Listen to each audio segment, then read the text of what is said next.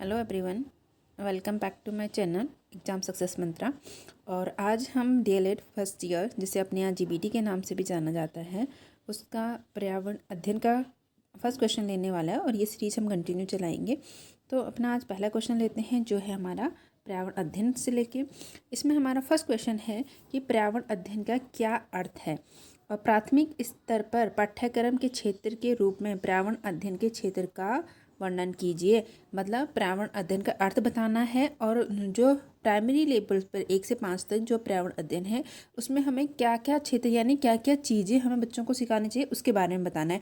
ये previous year में आ चुका है ये क्वेश्चन, और ये दो तरह से आया था, दो अलग अलग ईयर में दो अलग अलग तरीके से क्वेश्चन पूछा गया था। पहला मैंने आपको बता दिया है। अगले टाइप से जो पूछा गया था वो ये था कि पर्यावरण अध्ययन के संप्रत्यय को स्पष्ट कीजिए। संप्रत्यय यानी उसका अर्थ बताना है। दूसरा था पर्यावरण अध्ययन के मुख्य घटक कौन से हैं उसका वर्णन कीजिए। पर्यावरण अध्ययन के घटकों के बारे में भी हमें बताना था। तो ये क्वेश्चन हमें पूछा गया था प्रीवियस ईयर में। तो अब इसका आंसर डिस्कस करते हैं। तो हम सबसे पहले इसका अर्थ देख लेते हैं कि पर्यावरण अध्ययन का अर्थ क्या होता है। पर्यावरण अध्ययन के अर्थ का बारे में बात करें तो पर्यावरण अध्ययन जो है अपने आप में दो शब्दों से मिलकर बना है। पहला है परि, दूसरा है आवरण।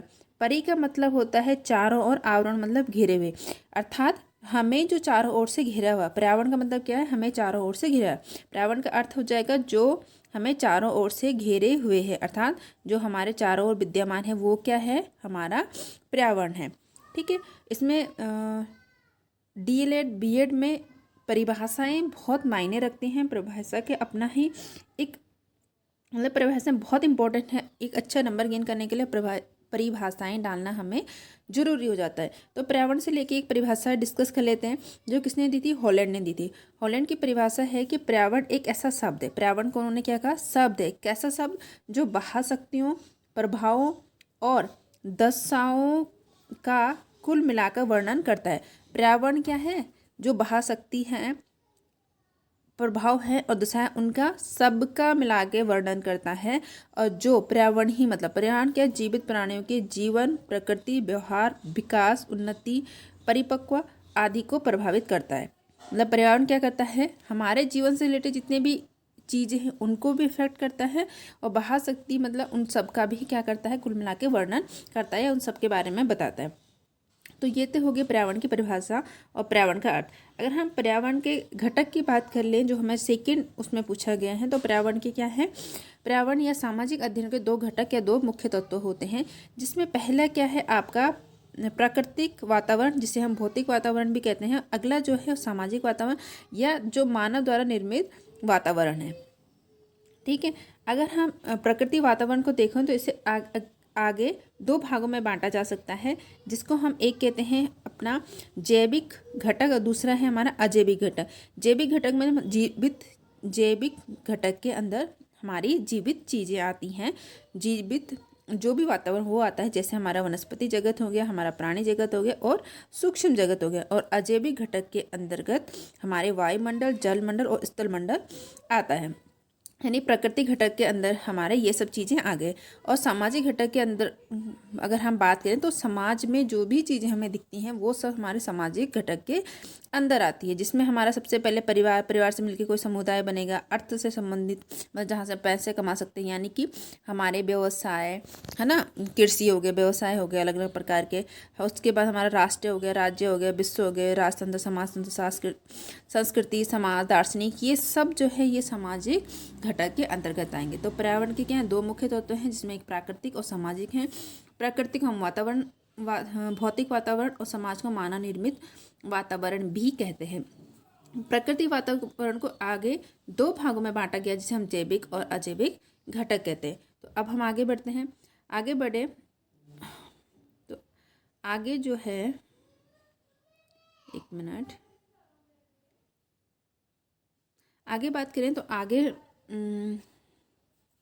पर्यावरण अध्ययन को कक्षा 1 से 5 तक राष्ट्रीय शैक्षिक अनुसंधान एवं प्रशिक्षण यानी एनसीईआरटी ने दो भागों में विभाजित किया है। नंबर 1 प्राकृतिक पक्ष और दूसरा है मानव से संबंधित पक्ष। यानी पर्यावरण को क्लासीफाई किया, एनसीईआरटी ने जो क्लासीफाई किया है वो दो तरीके से किया है। एक तो जिसमें प्राकृतिक चीज़ें रखा गया है और दूसरे उन चीज़ों को रखा गया है जो मानव निर्मित है। इसमें मैंने बहुत ज़्यादा डिस्क्राइब नहीं किया, आप लिख सकते हैं प्राकृतिक चीज़ों में मतलब जैसे आपके नदी, पहाड़, झरने, जंगल, वनस्पति, है ना, ये सब मानव निर्मित मतलब जैसे कि विभिन्न प्रकार की संस्थाएं हो गए, आपके डैम्स हो गए, ये सब चीज़ें इसमें आ सकती है। अगर हम आगे बढ़ें तो अगेन जो एनसीईआरटी है उसने पर्यावरण को एक अलग तरीके से डिस्क्राइब किया है, जिसमें अगेन उसको दो भागों में बांटा है, जिसमें पर्यावरण अध्ययन फर्स्ट आता है, दूसरा होता है पर्यावरण अध्ययन सेकंड, जो हमारे क्या है पाठ्यक्रम में जिस तरह से बताया गया है। ठीक है, यानी पर्यावरण अध्ययन को दो भागों में बांटा है एनसीईआरटी में, जिसे हमें पर्यावरण अध्ययन फर्स्ट और पर्यावरण अध्ययन सेकंड कहते हैं। पर्यावरण अध्ययन फर्स्ट में हमें उसे सामाजिक अध्ययन कराना होता है और पर्यावरण अध्ययन सेकंड में हमें विज्ञान के बारे में जानकारी देनी होती है। तो पर्यावरण को दो भागों में बांटा गया, फर्स्ट और सेकंड। फर्स्ट में हमें सामाजिक अध्ययन और सेकंड में हमें विज्ञान के बारे में बताना होता है। एनसीईआरटी का ये मानना है कि जो कक्षा 1 और कक्षा 2 में जो है बच्चों को जो पर्यावरण पढ़ाएं वो अलग अलग ना पढ़ाएं। ऐसा ना हो कि हम उसे विज्ञान पढ़ाएं, विज्ञान हम बायोलॉजी क्या हमारा फिजिक्स, केमिस्ट्री, और अगर हम सामाजिक विज्ञान पढ़ा रहे तो उसमें हमारा हिस्ट्री अलग है, और जो भी है राजनीति विज्ञान, जो भी सब्जेक्ट है वो अलग अलग, ऐसे नहीं पढ़ाना है कि नहीं पढ़ाना है। एनसीईआरटी का मानना है कि कक्षा 1 और 2 में बच्चों को एक समग्र रूप से पढ़ाना है, यानी पर्यावरण के अंदर हमें सब कुछ पढ़ाना है। बच्चों का परिचय सामाजिक अध्ययन के विषय से संबंधित पर्यावरण के बारे में एक एकीकृत और समग्र रूप में कराना है, यानी सब कुछ उन्हें एक ही पुस्तक के अंतर्गत पढ़ाना है। मतलब हम जैसे हम देखते हैं छोटी क्लास में क्या होता है अलग अलग सब्जेक्ट हैं, उसमें क्या होता है ईबीएस होता है, ईबीएस में वो साइंस के सब्जेक्ट भी पढ़ रहे हैं तो वो सामाजिक अध्ययन यानी कि सामाजिक विज्ञान, इतिहास, ये सब चीज़ें भी उसी में पढ़ रहे हैं। तो ये किसके अकॉर्डिंग है? एनसीईआरटी के अकॉर्डिंग है। एनसीईआरटी इस तरह से मानता है। आगे अगर बात करें हम, तो हमने कहा था कि पर्यावरण अध्ययन को क्या दो भागों में बांटा है एनसीईआरटी ने, जिसमें हम क्या है पर्यावरण अध्ययन फर्स्ट और पर्यावरण अध्ययन सेकंड। तो अब ये है कि पर्यावरण अध्ययन फर्स्ट के अंतर्गत हमने बच्चों को क्या क्या सिखाना है। तो पहला है प्राथमिक स्तर पर पर्यावरण अध्ययन फर्स्ट भाग 1, जिसे हम सामाजिक अध्ययन कहते हैं, उसके कार्यक्षेत्र क्या है। जो पहले क्वेश्चन आया था जो फर्स्ट वाला था उसमें पूछा गया उसके कार्यक्षेत्र बताए, तो यही उसके कार्यक्षेत्र है। किसके अकॉर्डिंग? शिक्षा के अकॉर्डिंग उसके कार्यक्षेत्र क्या है, शिक्षा में क्या कार्यक्षेत्र है। ठीक है, तो पहला है सबसे पहले बच्चा पैदा होगा तो कहाँ होगा?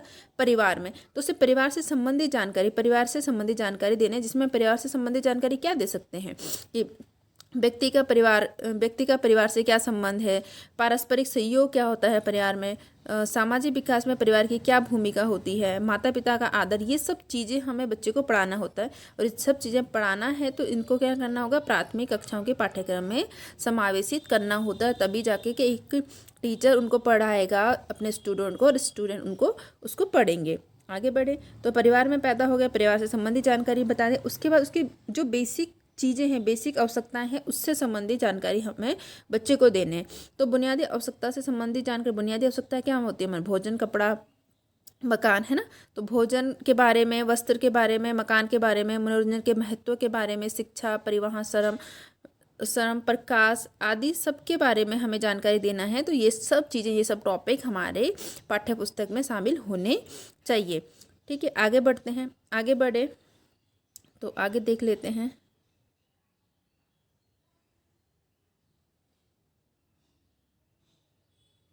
आगे देखें, हमने परिवार के बारे में बच्चे को जानकारी दे दी, है ना। परिवार के बारे में बच्चों को जानकारी दे दी।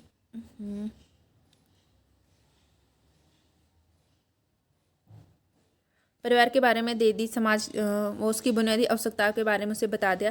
अब क्या वो एक समाज के कॉन्टेक्ट में है तो हमें उसे समाज से संबंधित जानकारी उसे बतानी होगी। तो हमारे पाठ्य पुस्तक में सामाजिक वातावरण से संबंधित सामग्री होनी चाहिए। सामाजिक वातावरण से संबंधित मतलब सामाजिक संगठन के बारे में, जो अलग अलग संगठन होते हैं, गाँव और नगरों का विकास किस प्रकार हुआ, धार्मिक संस्थाओं के बारे में, धार्मिक संस्था जैसे मंदिर, मस्जिद, गुरुद्वारा आदि के बारे में, स्कूल व्यवस्था कैसी है, त्यौहार और मेलों का क्या महत्व है, क्यों मनाए जाते हैं, ये सब चीज़ें हमें उसे सिखानी है। तो पाठ्यक्रम में शामिल की जानी चाहिए ये सब चीज़ें, और इसी को हम सामाजिक वातावरण से संबंधित सामग्रियाँ कह सकते हैं। आगे बात करें तो हमारे सांस्कृतिक वातावरण से संबंधित सामग्री, सांस्कृतिक वातावरण से संबंधित मतलब जैसे सामाजिक और धार्मिक परंपराओं के बाद समाज की और धर्म की क्या परंपराएं, क्या प्रथाएं हैं, क्या उसके मूल्य हैं, प्राचीन प्राचीन सभ्यता क्या है हमारी, संस्कृति के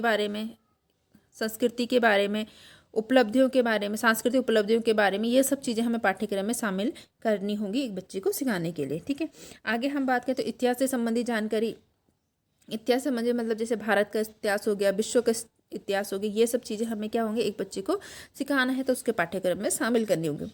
उसके बाद भौतिक वातावरण से संबंधित, भौतिक वातावरण मतलब जो हमारे चारों ओर दिखाई देने वाले वातावरण है जो नेचुरल है। ठीक है, जिसमें हमें प्राकृतिक वनस्पति, वन, जंगल, नदी, धूप, वर्षा, मौसम, पशु जीवन, विभिन्न प्रकार की मिट्टी, सामाजिक अध्ययन के पाठ्यक्रम में ये सब चीज़ें हमें क्या होगी शामिल करनी होंगी। ये सब चीज़ों की जानकारी देनी है बच्चों को, तो ये सब चीज़ें हमें शामिल करनी होंगी। आगे बढ़े तो सामाजिक भौतिक वातावरण हो गया। अब के समाज में रहेगा तो उसे क्या होगी, समाज में जीने के लिए अर्थ की जरूरत होती है, यानी धन की जरूरत होती है, तो धन से संबंधित जानकारी भी हमें उसे देना है। तो आर्थिक वातावरण से संबंधित जानकारी जैसे उद्योग के बारे में, व्यापार के बारे में, विभिन्न प्रकार के व्यवसाय, कृषि, मानव जीवन के लिए उन्नत बनाने वाले पाठ्य सामग्री को हमें शामिल करना चाहिए। आगे बात करें तो विज्ञान और तकनीक से संबंधित जानकारी, इसमें विज्ञान और तकनीक हमें बहुत डिटेल बातें नहीं करनी, बस उनको इंट्रोड्यूस कराना है कि क्या होता है। तो हमें इसमें विज्ञान के महत्व बता सकते हैं, विज्ञान का क्या कल्याणकारी प्रभाव पड़ा हमारे जीवन में, कुछ प्रसिद्ध वैज्ञानिकों को हम परिचय करा सकते हैं बालक से। तो इस सब चीज़ों को हमें शामिल करना होता है अपने पाठ्यक्रम में। आगे बात करें तो हमें आगे राजनीतिक चीज़ों के बारे में, राजनीतिक वातावरण से संबंधित, राजनीतिक वातावरण से मतलब हमारे क्या अधिकार है ना, हमारे कानून हमें क्या अधिकार देता है, हमारे क्या कर्तव्य है, सिर्फ अधिकार नहीं हमारे कर्तव्य भी क्या हैं, राष्ट्र की सुरक्षा क्यों आवश्यक है, क्यों इतनी आर्मी बनाई जाती है ना, क्यों जगह जगह पे हमें सुरक्षा की जरूरत पड़ती है, और हमारी नागरिकता, उत्तरदायित्व की भावना का विकास करने वाली पाठ्य सामग्री को हमें क्या होता है शामिल करना होता है। आगे बात करें तो आगे है हमारा विश्व से, अपने देश से रिलेटेड तो हमने सब कुछ जान लिया कि हमारा देश ही सब कुछ नहीं, अपने में सब कुछ नहीं होता, हमें क्या है दूसरे देश से भी रिलेटेड होते हैं, दूसरे देश की ज़रूरत पड़ती है, दूसरे देश में हमारे जरूरी होते हैं, तो हमें विश्व से संबंधित सामग्री भी उसमें अपने पाठ्यक्रम में शामिल करना होता है, जिसमें विश्व के विभिन्न देशों की उनके सामाजिक, आर्थिक, भौगोलिक, राजनीतिक, इससे जो हम अपने बारे में बताएं वो सब उनके बारे में थोड़ा थोड़ा उनको बताना है ना। स्थिति होगी, वहाँ की जलवायु कैसे है, उसका इतिहास क्या रहा, वहाँ की प्रथाएं क्या है, वहाँ की संस्कृति क्या है, वहाँ की परंपराएं, रीति रिवाज, सामाजिक ढांचा क्या है, सामाजिक व्यवस्थाएं किस प्रकार की शामिल हैं, तो ये सब चीज़ें हमें एक स्टूडेंट को बताना होता है। तो मतलब हमें क्या होता है अपने पाठ्य सामग्री में ये सब चीज़ें शामिल करना होता है। तो ये हो गया भाग 1 पर्यावरण का, जो 2 भागों में बांटा गया था। पहले 2 भागों में बांटा गया था, पहला भाग था सामाजिक अध्ययन,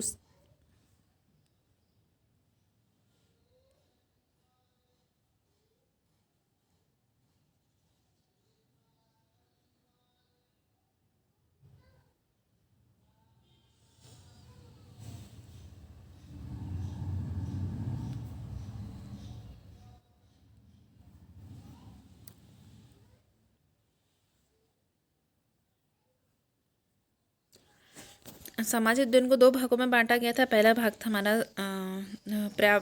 पर्यावरण अध्ययन को एनसीईआरटी ने 2 भागों में बांटा था। पहला था हमारा पर्यावरण अध्ययन फर्स्ट, जिसमें सामाजिक अध्ययन पढ़ाना था, ये सामाजिक अध्ययन था। इसमें सामाजिक अध्ययन में ये 10 चीज़ें हमें पढ़ानी होती हैं। हमारा दूसरा जो भाग बांटा गया था पर्यावरण अध्ययन सेकेंड था, जिसमें हमें क्या साइंस यानी विज्ञान का कार्यक्षेत्र बताना होता है, विज्ञान से संबंधित पाठ्यक्रम को पढ़ाना होता है।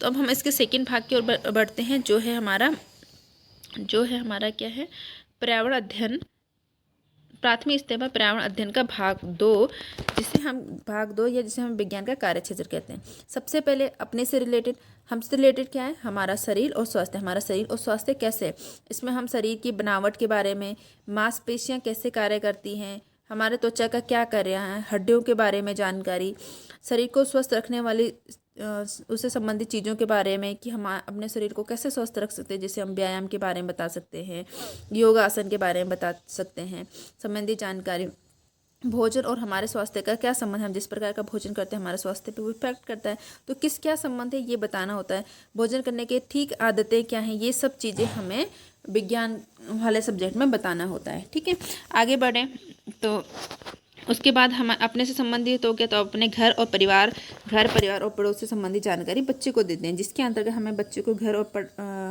घर और पड़ोस में उपस्थित वस्तुओं के बारे में, नहीं पदार्थों के बारे में बताना होता है। स्वास्थ्य पालन के बारे में, राष्ट्र के पर्व, राष्ट्र। अब हम साइंस के बारे में पढ़े हैं, हम धार्मिक पर्वों की बात नहीं कर रहे, हम क्या है राष्ट्रीय पर्वों की बात करें। सुरक्षा के नियम आदि सब जानकारी हमें क्या करनी होती है, बच्चे को देनी होती है। हमें मतलब ये सब चीज़ें हमें अपनी पाठ्य सामग्री में शामिल करनी है।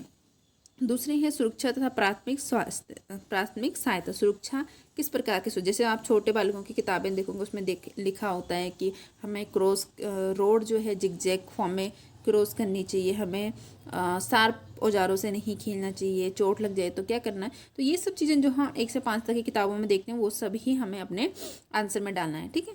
तो अगला तीसरा जो पॉइंट है वो है सुरक्षा और प्राथमिक सहायता। इसके अंतर्गत बच्चों को सुरक्षा, सड़क पर चलने के नियम, खेलते समय सावधानी, औजारों के प्रयोग में सावधानी, चोट लगने पर प्राथमिक सहायता आदि की जानकारी देनी होती है।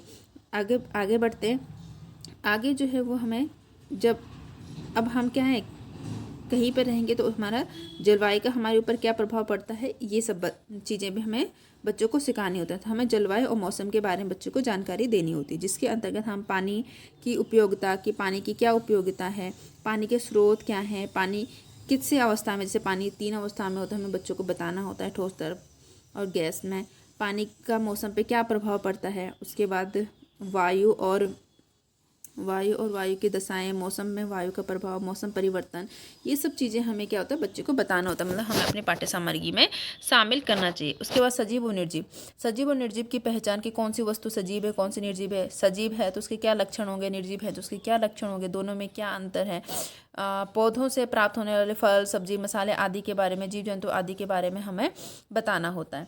आगे बढ़ते हैं। आगे है पदार्थ के गुण। अगर पदार्थ के गुण के बारे में बात करें तो पदार्थ के गुणों के बारे में बताना होता है। इसमें हमें बहुत डिटेल नहीं बताना, हल्की चीज़ें, जैसे पदार्थ की परिभाषा बता दी, हमारे चारों ओर कौन से पदार्थ विद्यमान हैं ये बता दिया, पदार्थ की प्रकृति क्या होती है, पदार्थ की अवस्थाएं क्या होती हैं, जैसे ठोस है, द्रव है, गैस है ना, किस अवस्था में है। उसके अवस्था परिवर्तन के बारे में बता दें कि कुछ पदार्थों की अवस्था परिवर्तन होती है, कैसी होती हैं, कैसी भी नहीं बताई तो कम से कम क्या क्या अवस्थाएं होती हैं, ये सब चीज़ें हम प्राथमिक लेवल पे शामिल करते हैं अपने पाठ्य सामग्री में। आगे बढ़ते हैं। तो ये हमारा क्वेश्चन यहाँ पे कंप्लीट होता है। हमने आज के उसमें जानना, हमें जो आज का क्वेश्चन था वो क्या था हमारा, आज का क्वेश्चन जान लेते हैं। आज के क्वेश्चन में हमें क्या पूछा गया था, हमें पूछा गया कि पर्यावरण अध्ययन क्या है और प्राथमिक स्तर पर पाठ्यक्रम क्षेत्र के रूप में पर्यावरण का क्या अध्ययन है, मतलब हम उसके प्राथमिक स्तर पे हमें क्या क्या डाल सकते हैं, हमारा प्राथमिक स्तर में क्या क्षेत्र होना चाहिए, क्या पाठ्यक्रम होना चाहिए। दूसरा इसी से मिलता जुलता क्वेश्चन था, यही था सबसे पहले कि उसका अर्थ क्या, संप्रत्यय क्या है, दूसरे उसके घटक पूछे गए थे। तो इस तरह से हमने आज का क्वेश्चन कंप्लीट कर लिया, जिसमें हमने सबसे पहले जान लिया कि पर्यावरण अध्ययन का अर्थ क्या है, फिर हमने उसकी परिभाषा के बारे में जाना, फिर हमने जाना कि उसके क्या होते हैं 2 घटक हैं, मुख्य 2 घटक हैं, प्राकृतिक और सामाजिक। फिर प्राकृतिक घटक को आगे मेन 2 घटक में बांटा गया, जैविक और जैविक घटक, है ना। इसी तरह फिर हम आगे बढ़े, फिर हमने देखा कि एनसीईआरटी ने पर्यावरण को 2 भागों में बांटा है, ठीक है, प्राकृतिक और मानव। फिर अगेन एक अलग तरीके से उसका क्लासीफाई किया है, मतलब सिलेबस के अकॉर्डिंग या पाठ्यक्रम के अकॉर्डिंग जो क्लासीफाई किया है एनसीईआरटी ने, उसे 2 भागों में बांटा है, जिसमें एक में उन्होंने क्या करा है, समाजी अध्ययन की बात करी है, दूसरे में उन्होंने विज्ञान की बात करी है। फिर उन्होंने ये भी कहा है एनसीईआरटी ने कि हमें बच्चे को क्या होता है, कक्षा 1 और 2 में अलग अलग सब्जेक्ट नहीं पढ़ाना है, बल्कि सामाजिक अध्ययन या ईवीएस के रूप में हमें क्या है, समग्र रूप से उसको क्या देनी है, नॉलेज देनी है, ठीक है। उसके बाद हमने फिर 2 भागों में बांटा, तो पहले हम डिटेल के एक भाग करके पढ़े हैं, जिसमें हमें सामाजिक अध्ययन के बारे में पढ़ा है। समाज अध्ययन से संबंधित सामग्री हमने क्या पढ़ा था, हमने पढ़ा था कि वो परिवार से संबंधित जानकारी की, फिर उससे बुनियादी आवश्यकता से संबंधित जानकारी बतानी थी, है ना। बुनियादी आवश्यकता हो गई, फिर समाज से संबंधित जानकारी हमने उनको देनी है, समाज से संबंधित सामग्री को अपने पाठ्यक्रम में शामिल करनी, फिर सांस्कृतिक वातावरण से संबंधित सामग्री, फिर इतिहास से, फिर भौगोलिक वातावरण से संबंधित सामग्री, फिर आर्थिक वातावरण, विज्ञान और तकनीकी के बारे में, राजनीतिक वातावरण से संबंधित। फिर आगे बढ़े तो उसके बाद हमने क्या शामिल करा था, हमने लास्ट में जब अपने देश के बारे में कंप्लीट हो गया तो हमने विश्व के बारे में भी बच्चों को थोड़ा बहुत जानकारी देनी है। तो उसके बाद हमने उसका सेकेंड जो कार्यक्षेत्र था वो विज्ञान के बारे में हमने अपने शरीर के और अपने स्वास्थ्य के बारे में, फिर अपने घर परिवार पड़ोस के बारे में, फिर सुरक्षा और प्राथमिक सहायता के बारे में, हमारा ब्रह्मांड के बारे में। अच्छा, ब्रह्मांड शायद मैंने नहीं बताया था अभी। ब्रह्मांड के बारे में मतलब जिसमें हम क्या करते हैं, ब्रह्मांड के बारे में जिसमें सूर्य, चंद्रमा, तारे, उपग्रह, ग्रह आदि की आकृति के बारे में हम क्या करते हैं, बच्चे को पढ़ाते हैं, समझाते हैं। ठीक है, अगर हम आगे बात करें तो शायद मेरा कुछ मैंने बताना भूल गई। जलवायु, मौसम, अच्छा बता दिया मैंने कंप्लीट। पदार्थ के गुण आदि सब ये चीज़ें हमें क्या करनी होती है, बतानी होती है। जलवायु के बारे में हो गया, सजीव और निर्जीव वस्तुएं क्या होती हैं, है ना, और पदार्थ की अवस्थाएं क्या हैं, ये सब चीज़ें हमें बच्चे को बतानी होती है। तो आज का क्वेश्चन यहीं पे कंप्लीट होता है हमारा। अगला क्वेश्चन हम इसी तरह से कंटिन्यू सीरीज़ को आगे बढ़ाते रहेंगे, और तब तक आप पढ़ते रहें। अपनी जो भी प्रतिक्रिया हमें कमेंट बॉक्स में ज़रूर दें, और फिर मिलते हैं नेक्स्ट लेक्चर में। ठीक है, बाय।